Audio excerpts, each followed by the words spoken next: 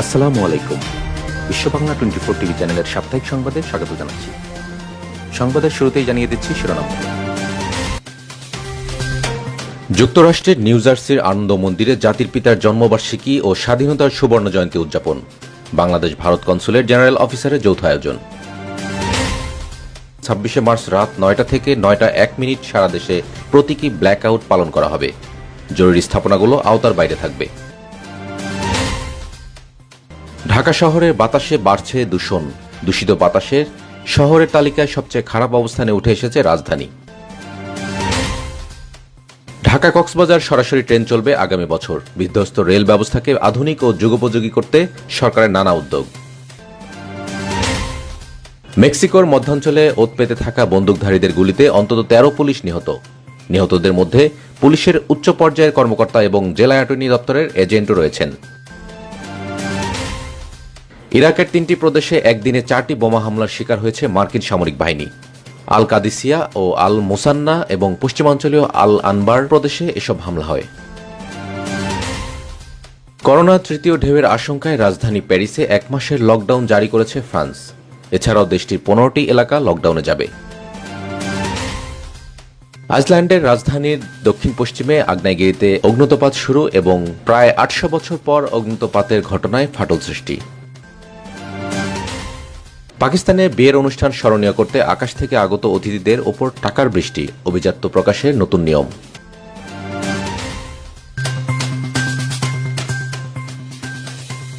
এবার বিস্তারিত। শুরুতেই মুজিববর্ষ ও স্বাধীনতার সুবর্ণ জয়ন্তীর খবর। জাতির পিতা বঙ্গবন্ধু শেখ মুজিবুর রহমানের জন্মশতবার্ষিকী ও স্বাধীনতার সুবর্ণ জয়ন্তী উদযাপিত হয়েছে যুক্তরাষ্ট্রের নিউ জার্সির আনন্দ মন্দিরে। নিউ ইয়র্কের Bangladesh Bharat consulate general office যৌথভাবে এই অনুষ্ঠানের আয়োজন করে। বাংলাদেশ, ভারত ও যুক্তরাষ্ট্রের জাতীয় সঙ্গীতের মাধ্যমে শুরু হয় বঙ্গবন্ধু জন্মশতবার্ষিকী ও সুবর্ণ জয়ন্তীর আয়োজন।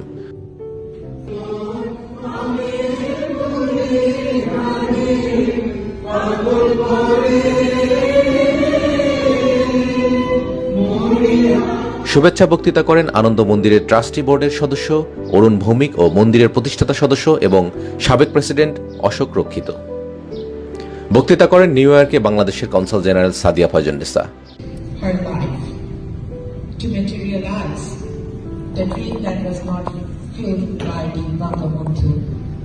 বলেন, জাতির জনক বঙ্গবন্ধু শেখ মুজিবুর রহমানের বাংলাদেশ এখন বিশ্বের দ্রুত বর্ধনশীল অর্থনীতির 5টি দেশের একটি, আর এশিয়ায় বাংলাদেশের অবস্থান 1 নম্বরে। সে সময় নিউ ইয়র্কে ভারতের কনসাল জেনারেল রণধীর জয়সওয়াল বলেন, ভারত বাংলাদেশ একই ঐতিহ্যের উত্তরাধিকারী। বাংলাদেশের অগ্রযাত্রায় আমরাও সমানভাবে গর্বিত। এই অহংকার বাংলাদেশের মতো ভারতেরও। পরে বাংলা গানে দর্শকদের বিমোহিত করেন শিল্পী জাফর বিল্লাহ ও সুবর্ণা মজুমদার। অনুষ্ঠান শেষে মন্দিরের বাইরে চেরি ফুল গাছের চারা রোপণ করেন 2 দেশের কনসাল জেনারেল। অন্যদিকে বঙ্গবন্ধু শেখ মুজিবুর রহমানের জন্মশতবার্ষিকী উপলক্ষে বঙ্গবন্ধুর প্রতিকৃতিতে ফুল দিয়ে শ্রদ্ধা জানান জাতিসংঘে বাংলাদেশের স্থায়ী প্রতিনিধি রাবাব ফাতিমা। এ সময় তিনি প্রবাসে বেড়ে ওঠা নতুন প্রজন্মকে জাতির পিতা সম্পর্কে সম্যক ধারণা দেওয়ার উপর গুরুত্ব আরোপ করেন। এছাড়া আমরা জামাইকাবাসীর উদ্যোগে নিউ ইয়র্কের জামাইকায় দোয়া, আলোচনা ও কেক কেটে বঙ্গবন্ধু শেখ মুজিবুর রহমানের জন্মশতবার্ষিকী পালন করা হয়।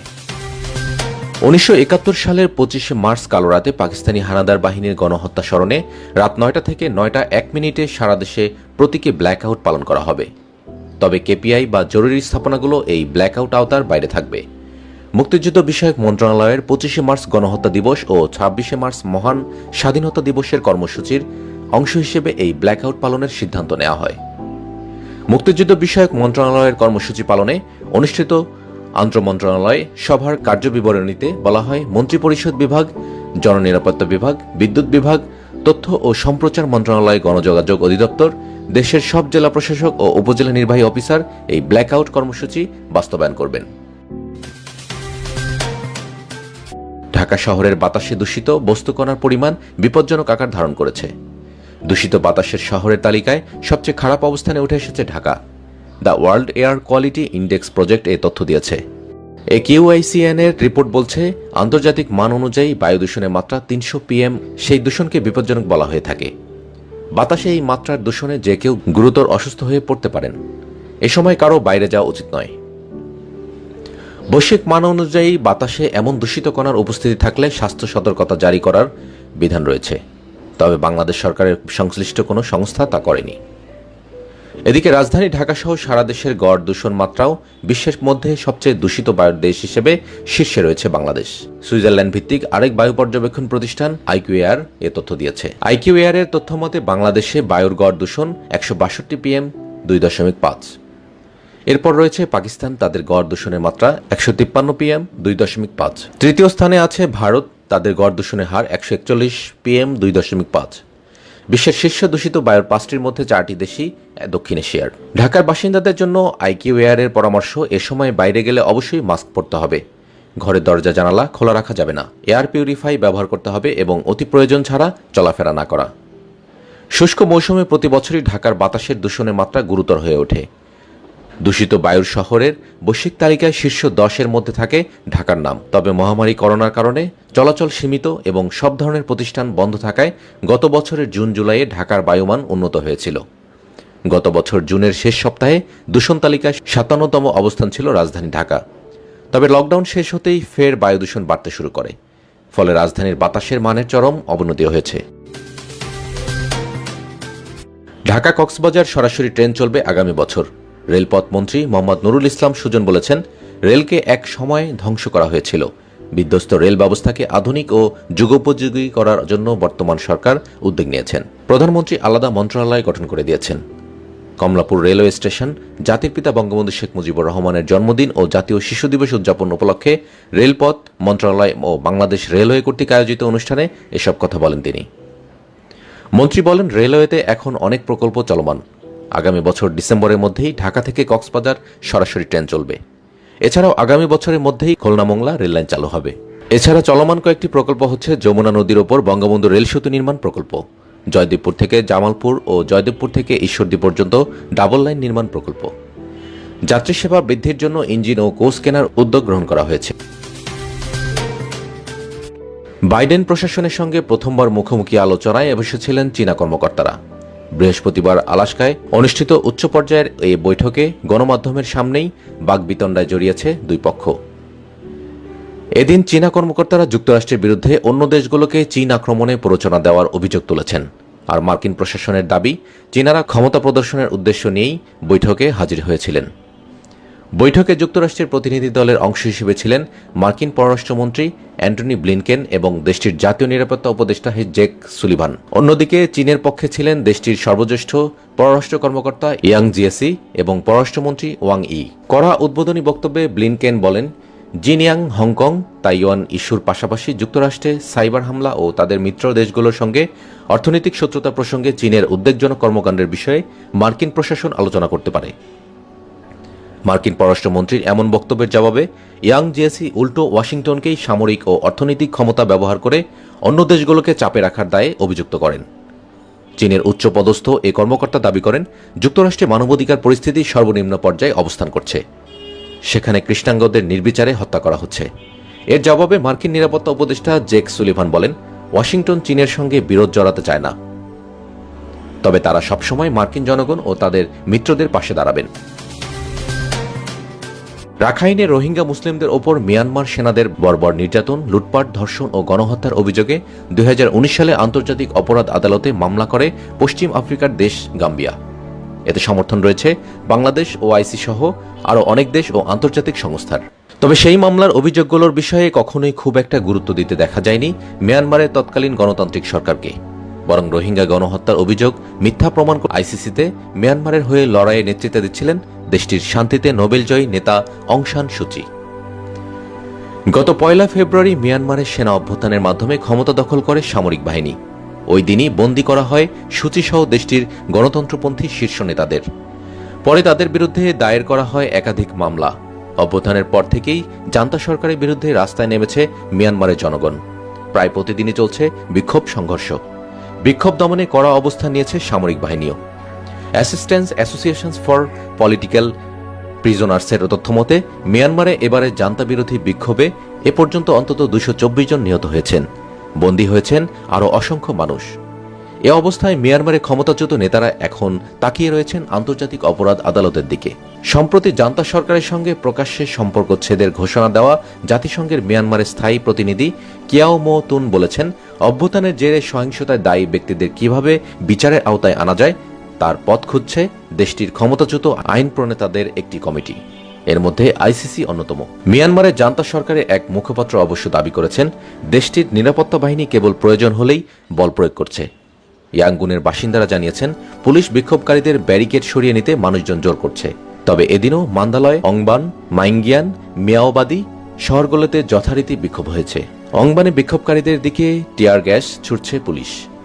সহিংসতার খবর পাওয়া গেছে মিয়াওয়াদি শহরেও, তবে কেউ হতাহত হয়েছেন কিনা তা এখনও নিশ্চিত নয়। মেক্সিকোর মধ্যাঞ্চল ওত পেতে থাকা বন্দুকধারীদের গুলিতে অন্তত 13 পুলিশ নিহত হয়েছেন। নিহতদের মধ্যে পুলিশের উচ্চ পর্যায়ের কর্মকর্তা এবং জেলা অ্যাটর্নি দপ্তরের এজেন্টও রয়েছেন। দেশটির নিউ মেক্সিকো রাজ্যের কিয়াতাপাক হরিনাস পৌর এলাকায় টহলের সময় এ হামলার ঘটনা ঘটে। সামাজিক মাধ্যমে এ ঘটনার বীভৎস দৃশ্যের ছবি ছড়িয়ে পড়েছে। বুলেটে ক্ষতবিক্ষত হয়েছে পুলিশের গাড়ি, ট্রাক। সড়ক এবং গাড়িতে কর্মকর্তাদের মরদেহ ছড়িয়ে ছিটিয়ে থাকতে দেখা গেছে।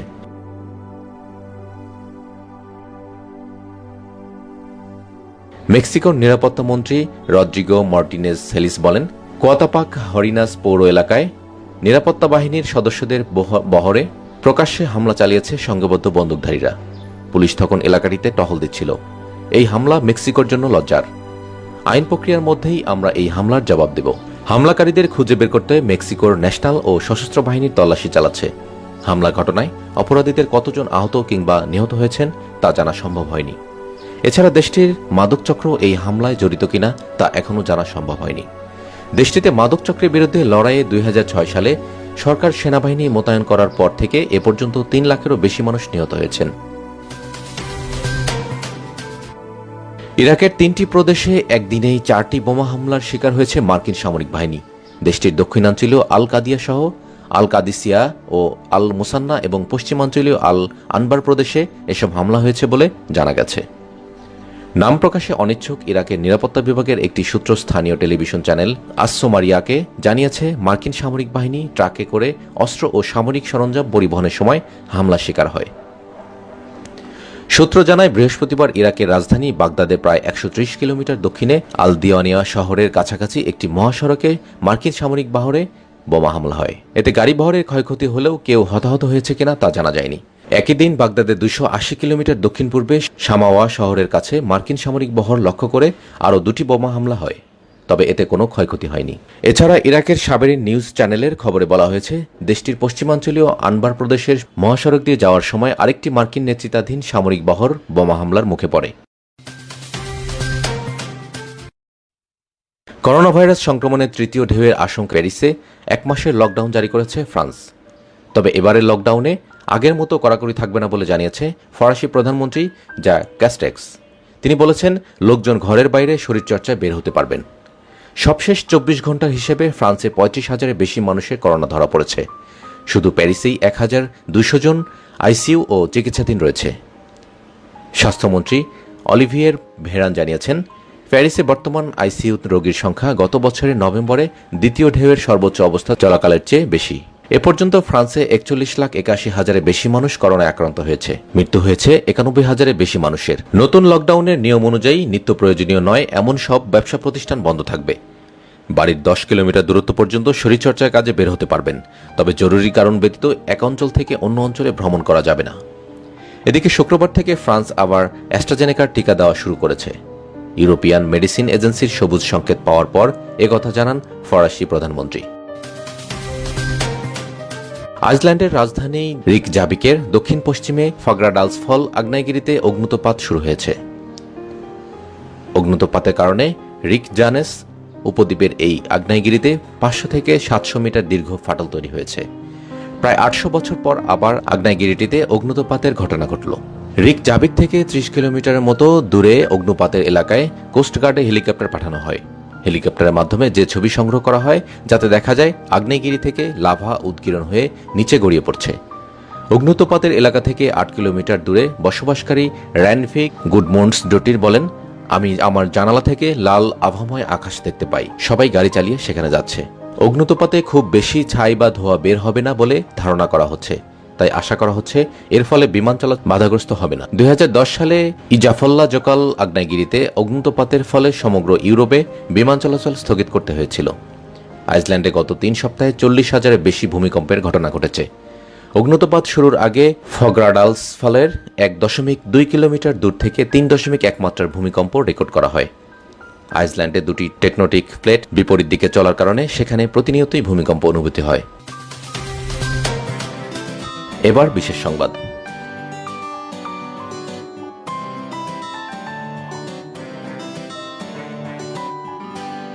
বিয়ের অনুষ্ঠানে অভিজাত্য প্রদর্শনে হেলিকপ্টারের ব্যবহার পুরনো হয়ে গেছে।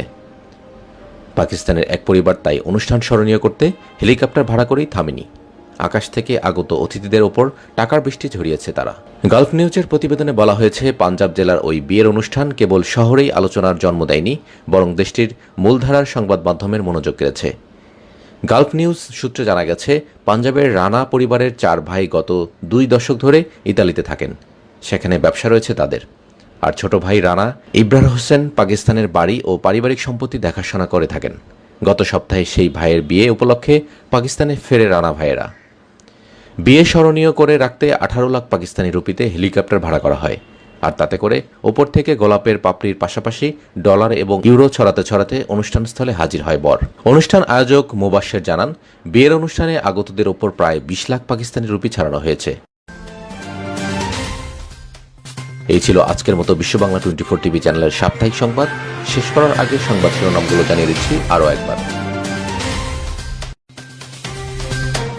যুক্তরাষ্ট্রের নিউ জার্সির আনন্দ মন্দিরে জাতির পিতার জন্মবার্ষিকী ও স্বাধীনতার সুবর্ণ জয়ন্তী উদযাপন। বাংলাদেশ ভারত কনসুলেট জেনারেল অফিসারের যৌথ আয়োজন। 26 মার্চ রাত 9টা থেকে 9টা 1 মিনিট সারা দেশে প্রতীকী ব্ল্যাক আউট পালন করা হবে। জরুরি স্থাপনাগুলো আওতার বাইরে থাকবে। ঢাকা শহরের বাতাসে বাড়ছে দূষণ। দূষিত বাতাসের শহরের তালিকায় সবচেয়ে খারাপ অবস্থানে উঠে এসেছে রাজধানী। ঢাকা কক্সবাজার সরাসরি ট্রেন চলবে আগামী বছর। বিধ্বস্ত রেল ব্যবস্থাকে আধুনিক ও যুগোপযোগী করতে সরকারের নানা উদ্যোগ। মেক্সিকোর মধ্যাঞ্চলে ওত পেতে থাকা বন্দুকধারীদের গুলিতে অন্তত 13 পুলিশ নিহত। নিহতদের মধ্যে পুলিশের উচ্চ পর্যায়ের কর্মকর্তা এবং জেলা অ্যাটর্নি দপ্তরের এজেন্টও রয়েছেন। ইরাকের 3টি প্রদেশে একদিনে 4টি বোমা হামলার শিকার হয়েছে মার্কিন সামরিক বাহিনী। আল কাদিসিয়া ও আল মোসান্না এবং পশ্চিমাঞ্চলীয় আল আনবার প্রদেশে এসব হামলা হয়। করোনা তৃতীয় ঢেউয়ের আশঙ্কায় রাজধানী প্যারিসে 1 মাসের লকডাউন জারি করেছে ফ্রান্স। এছাড়াও দেশটির 15টি এলাকা লকডাউনে যাবে। আইসল্যান্ডের রাজধানীর দক্ষিণ পশ্চিমে আগ্নেয়গিরিতে অগ্নুৎপাত শুরু এবং প্রায় 800 বছর পর অগ্নুৎপাতের ঘটনায় ফাটল সৃষ্টি। পাকিস্তানে বিয়ের অনুষ্ঠান স্মরণীয় করতে আকাশ থেকে আগত অতিথিদের ওপর টাকার বৃষ্টি, অভিজাত্য প্রকাশের নতুন নিয়ম। সংবাদের একেবারে শেষ পর্যায়ে চলে এসেছি আমরা। এতক্ষণ সাথে থাকার জন্য ধন্যবাদ সবাইকে। আরও একবার বিশ্ব বাংলা 24 দেখার আমন্ত্রণ জানিয়ে শেষ করছি এখনকার সংবাদ আয়োজন। করোনা ভাইরাস থেকে বাঁচতে স্বাস্থ্যবিধিগুলো মেনে চলুন, নিরাপদ ও সুস্থ থাকুন। আল্লাহ হাফিজ।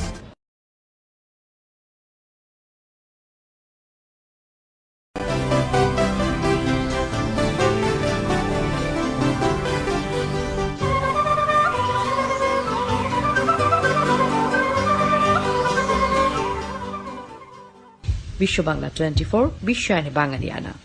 স্মার্ট ইন্টেরিয়র অ্যান্ড ফার্নিচার লিমিটেডের পক্ষ থেকে সবাইকে জানাই আন্তরিক শুভেচ্ছা।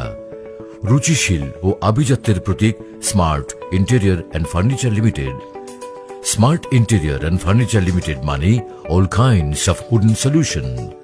অভিজ্ঞতা, আন্তরিকতা, কমিটমেন্ট আমাদের মূল বিনিয়োগ। দর্শকবৃন্দ, এতক্ষণ আপনাদের সঙ্গে পরিচয় করে দিলাম স্মার্ট ইন্টেরিয়র অ্যান্ড ফার্নিচার লিমিটেডের দক্ষিণ বনশ্রী শোরুমের সঙ্গে। এখন আপনাদেরকে নিয়ে যাব স্মার্ট ইন্টেরিয়র অ্যান্ড ফার্নিচার লিমিটেডের ফ্যাক্টরিতে। আমাদের সেবা নিতে আপনিও আমন্ত্রিত। আমাদের সেবা ও বৈশিষ্ট্য সমূহ: অত্যন্ত দক্ষ ডিজাইনার ও সুদক্ষ কারিগর দ্বারা প্রতিটি পণ্য নিখুঁতভাবে তৈরি করা হয়। আমাদের তৈরিকৃত প্রতিটি পণ্যই আধুনিক, টেকসই ও দৃষ্টিনন্দন। আসবাবপত্র বা পণ্য উৎপাদনে বিশ্বের সর্বাধুনিক প্রযুক্তির সর্বশেষ মডেলের মেশিন ব্যবহার করা হচ্ছে। আমাদের অসংখ্য ক্যাটালগ থেকে পছন্দের ডিজাইনটি নির্বাচন করে অর্ডার করার সুবিধা রয়েছে। আকর্ষণীয় ও মজবুত চৌকাঠ, দরজা, খাট, আলমারি, সোফা সহ সকল ধরনের কাঠের আসবাবপত্র তৈরি করা হয়। সেবাটা যেন আরেকটু ভালোভাবে দিতে পারি, কাস্টমারকে আরেকটু সন্তুষ্ট করার জন্য আমরা পাশাপাশি ইন্টেরিয়র এবং ফার্নিচারকে যোগ করেছি।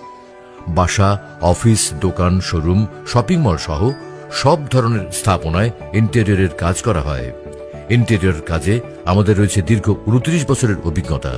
অন্যদের চেয়ে আমরা ভালো করব, আমাদের কমিটমেন্ট এবং কাজ অ্যাকুরেট থাকবে। প্লাস্টিকের বিভিন্ন ডিজাইনের চৌকাঠ ও দরজা সহ দেশি বিদেশি বিভিন্ন কোম্পানির নানা ধরনের প্লাস্টিক পণ্য উৎপাদন ও বিক্রয় করা হয়।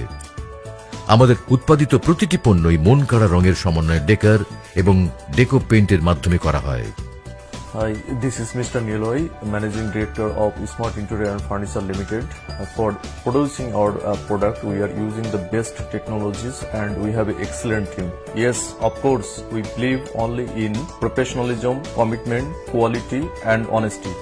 I hope everyone will support us to reach our destination. ইনশাআল্লাহ আমরা আমাদের আশা আছে অন্যান্য ডিস্ট্রিক্টও আমরা এটা প্রসারিত করার জন্য। বাংলাদেশের যে কোনো স্থান থেকে অর্ডার নেওয়া হয় এবং যথাসময় সরবরাহ করা হয়। খুচরা ও পাইকারি বিক্রয় করা হয়। নিয়মিত ক্রেতা অথবা ডিলারদের বিভিন্ন ধরনের সুযোগ সুবিধা প্রদান করা হয়।